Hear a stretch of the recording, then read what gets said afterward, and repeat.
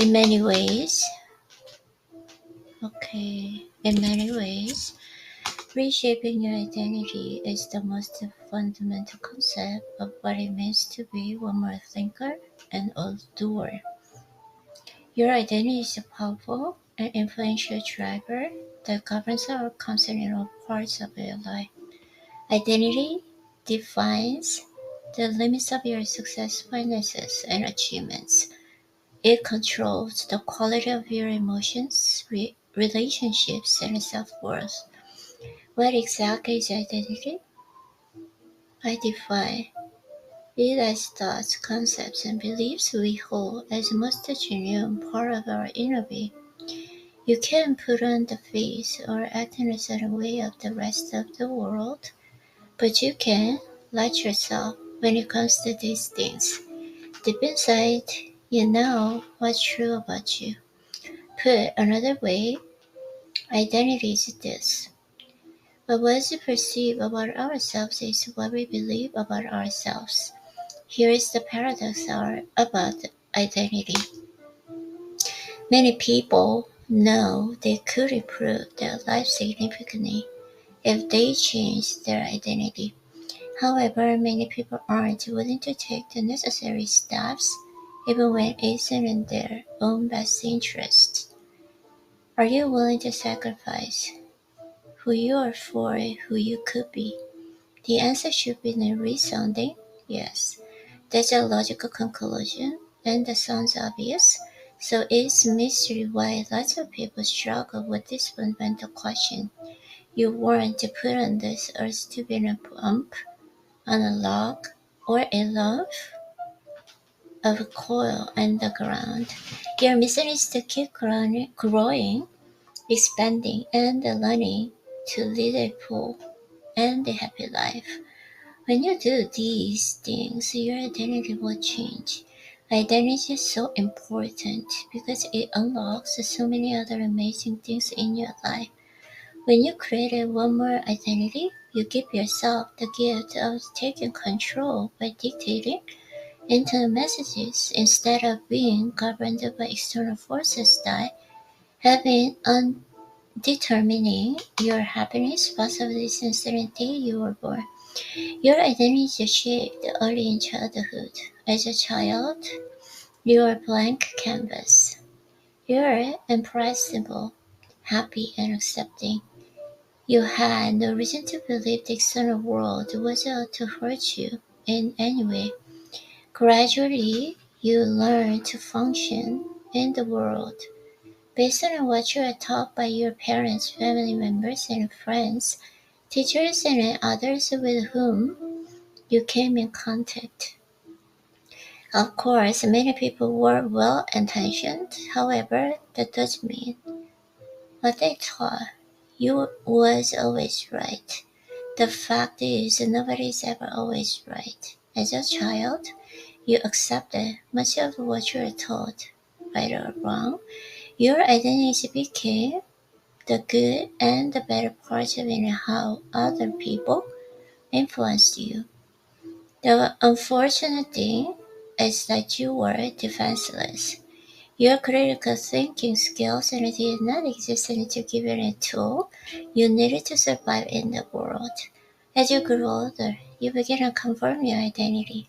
If someone said you weren't a good student or a large athlete, that became a part of your identity. You still didn't have the capacity to disavow what you were being told. You grew into adulthood and you carried within these beliefs about yourself. Your identity had taken root. Your limitations became a part of you, and because they were so ingrained, you weren't even sure where they came from. That's a lot of baggage to look around, isn't it? By the time you were old enough and able to question your identity, you were living with identity you had adopted at a time when you didn't have a choice. Of course, this assumes you're even aware of how your identity impacts you. Many people simply go through life screwed up and unsuccessful and they never quite knowing why. However, as a one more thinker, you are now aware, and you can change your identity once you become intentional about it. Here's how. Adjusting your identity thermostat. I've touched briefly on your identity thermostat in the past, but now I want to give you more details on how this concept can work on your belief. Your identity is a force that governs your life and regulates your results. Think of it like in a thermostat. Your internal thermostat sets the conditions of your life. You walk into a room, and if it's too hot or too cold, you look for the thermostat to adjust and the temperature what you like. It doesn't matter what your external conditions are. The temperature can be 100 degrees outside, but if the thermostat is set for 75 degrees, it kicks on, and air conditioning cools down temperature and regulates the environment. The same applies when it's 30 degrees outside. The thermostat kicks in and warms your surrounding to 75 degrees. Your life works exactly the same way. If you're a 75-degree person, you turn on the air conditioner of your life and cool it back down to what you think you're worth. This is what happens every time your results begin to exceed your identity. You unconsciously turn on the air conditioners of your life and cool it back down to what you believe you deserve. Much like in a thermostat, your identity regulates your internal self-worth. It regulates your actions and results. Many people are under false assumption that external factors and what regulation in a thermostat. They believe that getting a promotion, getting married in a love of your life, or getting advanced in a degree from college determines their identity. If you don't raise your identity, then eventually you will turn the air conditioning of your life and sooner or later, and that temperature will drop back down to 75 degrees or some other setting you don't want, and simply because you didn't take charge and decided what identity you wanted.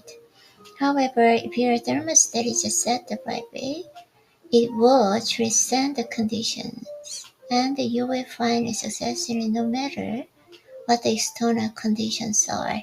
The truth is that you can acquire all the talents, skills, and abilities you want, but until they align with your identity, you will fall short of the goals you've set.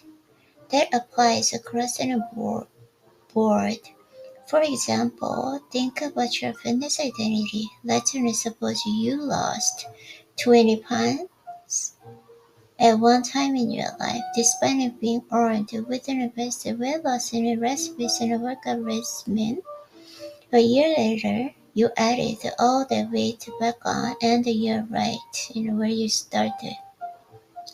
That's because when your fitness identity thermostat is set at 75 degrees, it means you are comfortable carrying 20 extra pounds on a try, as you might, and you will always drift back to the 75-degree setting. You can take all the right actions within a diet and exercise, but if your internal thermostat is not set for success and it remains at 75 degrees, eventually you will drift back to your old thermostat setting by eating the wrong food and falling out of the solid workout regimen. You use an external circumstances to find way to cool you back down to what your internal circumstances believe you're worth. Here's another example. Maybe you're doing well financially, but you can't seem get the next level of wealth that you think you deserve. You may want $10 million in the bank. However, until you turn up the thermostat, believe your identity is worth $10 million. Even if you make that much money, your thermostat will eventually cool you off and what your identity believes in your worth. It may take a few years, but eventually, unless you change that internal thermostat, you will start experiencing financial setbacks. Chances are these types of situations and many others are something you've experienced. There is no shortage of information, coaching, and paths to success in any part of your life. So it follows that various success are found inside of you. That is why you can do all the right thing and still not get the results that you wanted. Remember this key point. Unconsciously, we always end up finding a way to get back to where our thermostat is set based on what we think we are worth. Simply put, you can achieve 100 degrees of fitness or wealth with a thermostat set for 75 degrees of fitness or wealth. Your thermostat box is you, and until you can create a new identity that triggers and growth and change. This isn't to say that you can achieve success because you will in many cases. However, unless you adjust your identity down the road, your thermostat will bring you back to where your identity is set. Typically, most people blame external forces when this happens. Do these examples sound familiar? I tweaked my back and I couldn't work out for 8 weeks and then I lost interest in getting fit. Oh no. If your thermostat isn't set high enough, you will see these as a coincidence and karma and the bad luck and it conspired against you. But that's not what they are. If your thermostat is set high enough and these are a little more than a temporarily setbacks. However, the difference between you as in one more person and every else is that you will build this in speed bumps on the road to your goals. You want to use temporary setbacks as an excuse to create permanent failures. You will have the degree it takes to gravity to where your thermostat is set and eventually you will rise in temperature. Remember, as in one more person, change comes in thinking and acting. This book is not about doing one thing or the other. You must do them in unison. When you think and act in congruency, you don't call your thermostat back down. Instead, you are best in a position to turn your thermostat on to achieve the results you deserve. The trilogy of changing your identity. Once you buy into the concept that changing your identity is the key to change your life, the question then becomes how do I read just my thermostat to create my new identity? That process is anchored in a trilogy of core principles: faith, intentions, and associations. Faith, according to Matthew, truly I tell you, if you have a faith as small as a mustard seed, you can say this is a mountain, move from here to the other, and it will move. Nothing will be impossible for you. Nothing moves in a mountain quite like faith. The same applies to moving your thermostat so that you can move your identity to a new place too. If you're a person of faith, whether you practice in Christianity, Buddhism, Hinduism, Islam, Judaism, or any other faith and Vedan teaching, fundamentally you believe that your God loves you. As part of my faith, I believe that I come from the most extraordinary DNA in the world, God's DNA. As an extension of this, I also believe that God did not make me in His image to live within a thermostat set at 75 degrees. My God and your spiritual deity too created us to live in a full face and based and a life with a thermostat set at 100 degrees. Okay. Many people say they lead faith-based lives, but how many of us say they have God and the faith in all parts of their lives. Several people I know read the Bible, go to the church, and are kind, hearted, and loving people. But do these same people extend their faith into the beliefs of a personal fitness, finance, relationships, and business? In many cases, the answer is no. One of the keys to changing your identity is to let faith move mountains in all parts of your life. Intentions. When our actions are based on good intentions, our soul has no regrets. Okay, I meet many people who constantly beat themselves up for where they're in life instead of giving themselves any credit for their intention to move to a new identity. If this sounds like you, all you're doing is reinforcing your current identity, your 75-degree life. Okay, you're not letting yourself off the mat when you do this. Isn't that in a bang loser in approach to life? You're not being fair to the person who matters most to you. Taking this in a way creates a downward spiral, and the farther down you spin, the harder it is to climb out of it and create a new identity. You will accept any frustration. You want to be around people, and quite frankly, most people want to be around you. Instead of sorting on life and flip your script, tell yourself you intended to good and to serve. That you intend to create a thriving business and have money in the bank. You're intentionally treat the people around you with care, and you're worthy of the loving and caring relationship. Apply good intentions into all parts of your life. And then watch what happens. Your intentions will set your mind to work on creating your new identity. Your brain works into what it is told. When you tell your brain what you want to attract, oh, it will design internal messages that will feature a good part of who you are and manifest themselves in a new identity over time.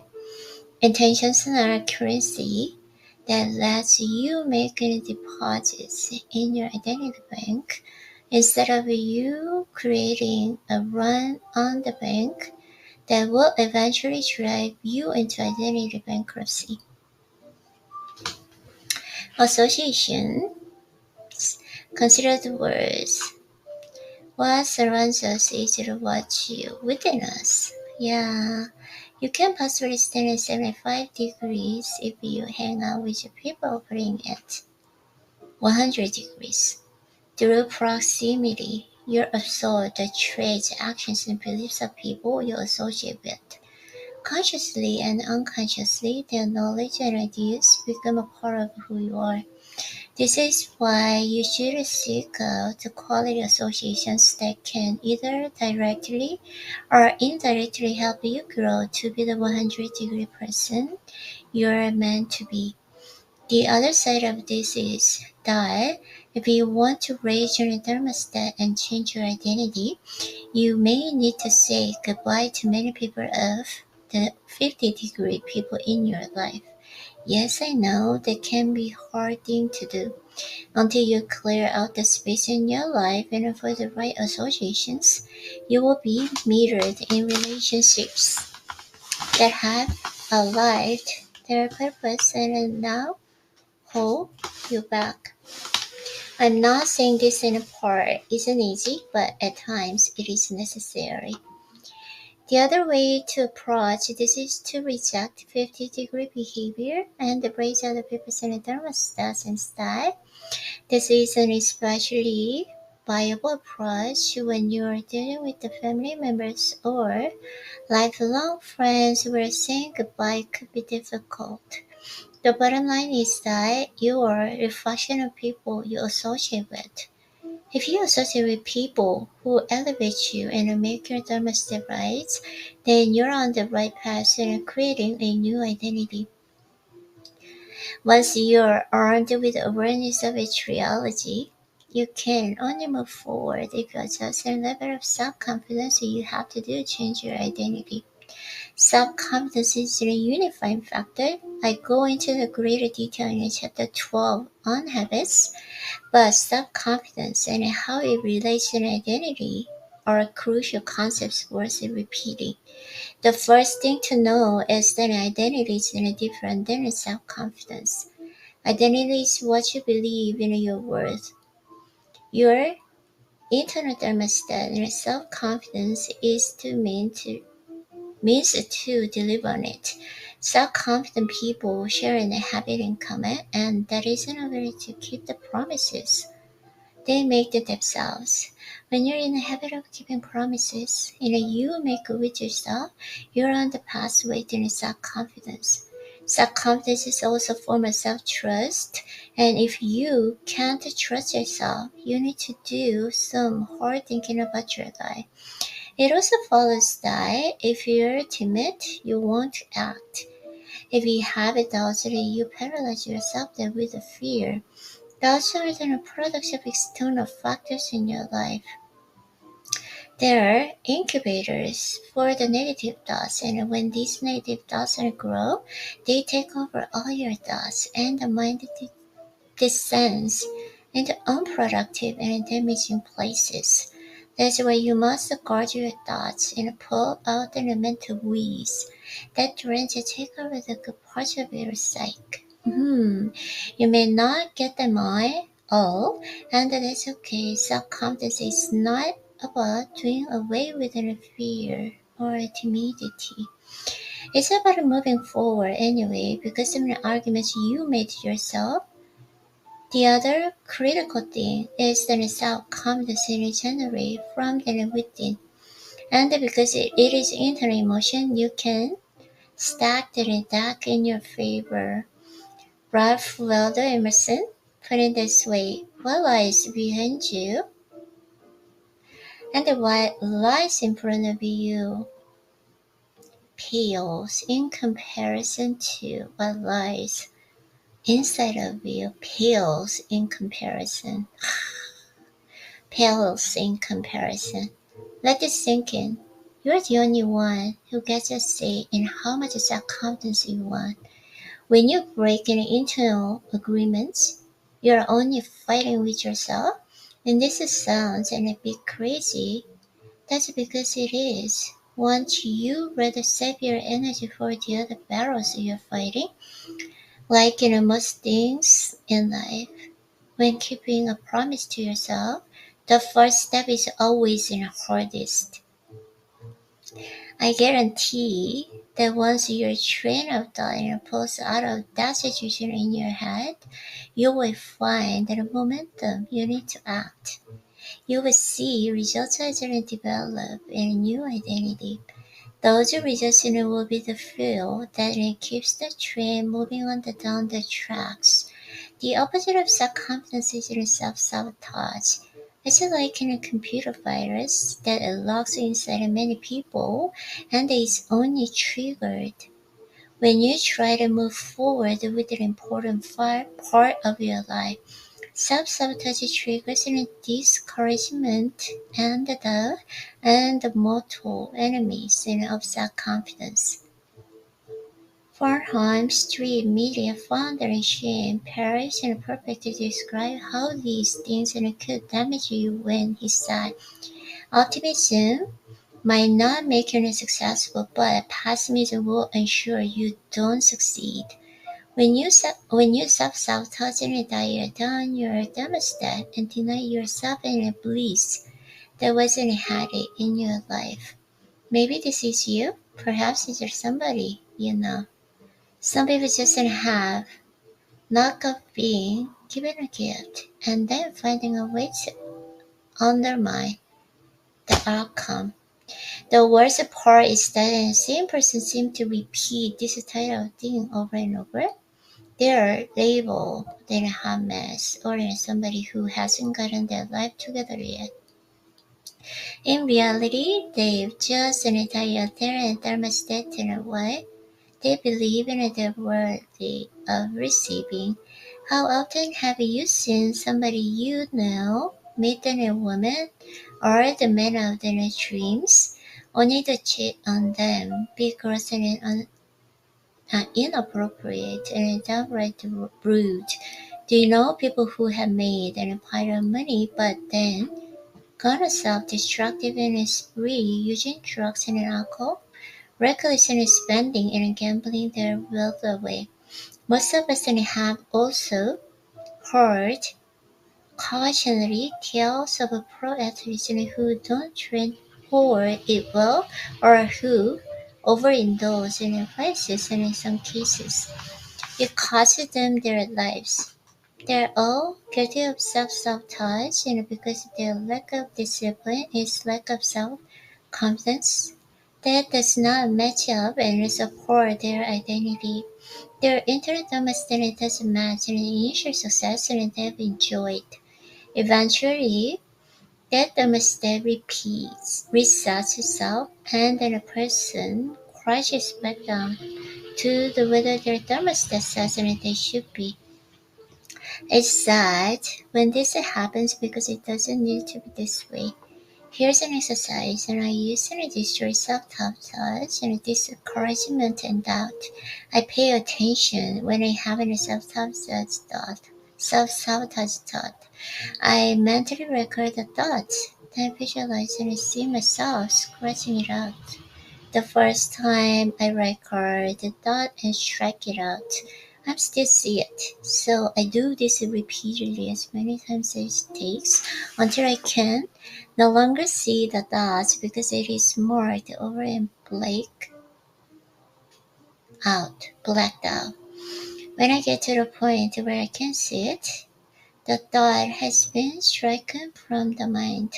My mind no longer lives in with the thought, and then the thought loses its limiting power on me.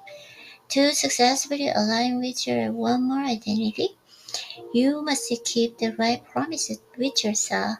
You must eliminate negatives and create an environment where self-confidence becomes an asset instead of the one more thing you fear. Now that you know more about how self-confidence and identity work together, it's time to look at misconceptions that can skew proper thinking. Okay,